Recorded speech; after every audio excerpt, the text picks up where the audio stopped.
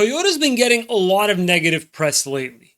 And although they're crushing it sales-wise on models like the RAV4, Camry, and Corolla, models like the Tacoma and Tundra are suffering right now. They've got recall, stop sales, and other reliability issues. And I want to talk about how that's going to actually help you if you want to buy one. Sales of the Tacoma have suffered as a result of reliability concerns plaguing the brand as a whole, and this has made a significant dent in sales, with Toyota seeing a whopping 25% reduction in sales of the Tacoma this past year.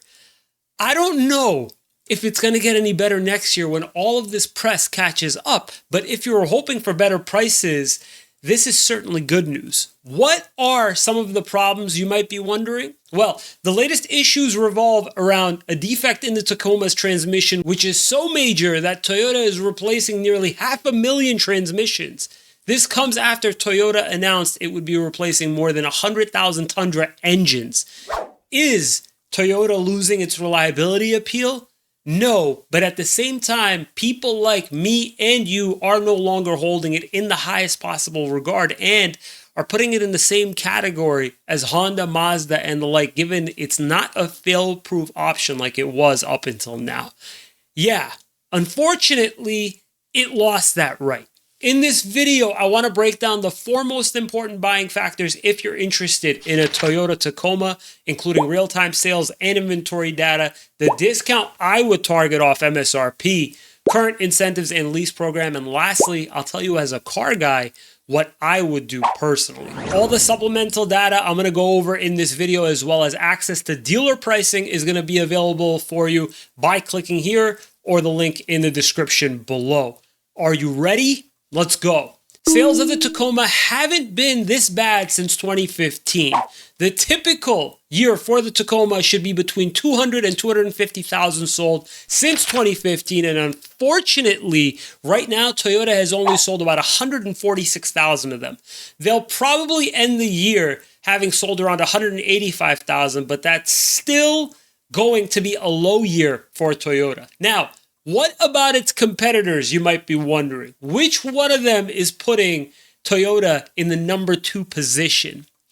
None of them. Toyota is still crushing its competition by a long shot. Even though sales have sunk for the Tacoma, the next closest to its 146,000 sold is Chevy with only 70,000 Colorados sold. It's actually dominating, but I feel like that may be a bit under threat right now. Now, as far as inventory, you guys, Toyota is still able to keep demand pretty high relative to its supply, because although it sold way more units than its competitors, it has about the same amount of supply as the rest. Now, this isn't their golden ticket to command full MSRP. Not at all. This is your opportunity to say, I think I want to explore your competition who has inventory and clearly would like to compete with you for market share. And in that way, you can leverage a better deal. Toyota has about 25,000 Tacomas, Chevy about 15,000 Colorados, Nissan about 13,000 Frontiers, and Ford, Honda, and GMC only have about 10,000 of their models. I would have loved to have explored a hybrid. However, Toyota has no hybrids. They're all gas engine Tacomas they've got in stock. Trim by trim, of the 25,000 Tacomas out there, nearly 5,000 are rear-wheel drives and 20,000 are 4x4s. The one that I've got picked out is a 4x4 for sure. However, they've got tons of trims available. The most, however, are going to be the SR5, TRD Off-Road, and TRD Sport, with around 6,000 to 7,000 of each available and not so many of the SR and the Limited. The one I've got picked out is a TRD Off-Road double cab 4x4, and mine has an MSRP of $44,774. My concern is that 6% off MSRP is going to be far too easy for a lot of markets, and 10% off is going to be a bit of a stretch in non-metro areas. I want to tell you 8% off. I'm confident with 8% off. 8% off is respectable, but at the same time, in some places, shoot for more and go down to 8% if you have to. Going after 8% off this MSRP gets us to a target selling price of $41,192. Promotions are a bit weak right now, but not something I wasn't expecting.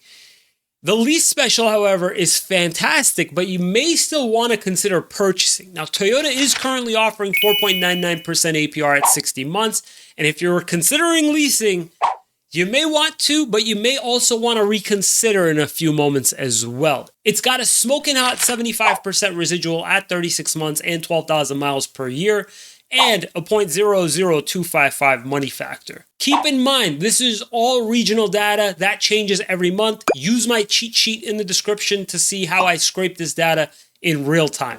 Plugging this all into the lease calculator, assuming you got 8% off MSRP, assuming you paid your inception fees due at start, and assuming you hit like and subscribe, we'd be talking about $402 a month, and that's not including tax. That is the lowest I've seen a Tacoma payment in a very long time, you guys. Now, I said you may reconsider in a few moments, right? Here's what I would do personally. They're really not kidding about the depreciation here, you guys. 75% is pretty accurate, and although the lease payment is ultra low, it still leaves you having paid about $17,000 for the lease in total, but $7,000 of it was just interest alone. In my opinion, it makes far more sense to buy the Tacoma instead of lease it, even though the lease payment is ultra low. All the data I've mentioned, as well as access to local dealer pricing and my cheat sheet, is available for you by clicking here or the links in the description below. If you'd like to book a quick call with me to discuss your situation, my schedule is in the description box below as well. If you found this information useful, please consider subscribing. Thank you so much for watching. We'll see you next time.